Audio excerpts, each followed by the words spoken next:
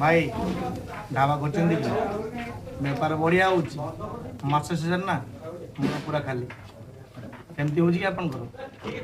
भाई ना तीन कारण जोटा कि मुझे भोगी से तीन कारण जो ना ये अवस्था प्रथम कारण ना माल आते आइला के हिसाब सब मन कागज पेन कि ना मास मुणा खाली हम ना 2 नंबर कारण जान कैपेसिटी ना अधिक बाकी जी कैपेसिटी अच्छी ताठ अधिक बाकी हिसाब लेखा होते मिल मसरे एति मिल देवा वाला कहीं ना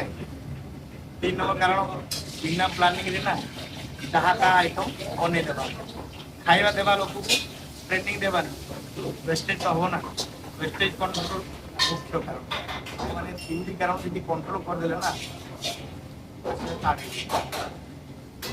एमती वीडियो देखिए बोले ना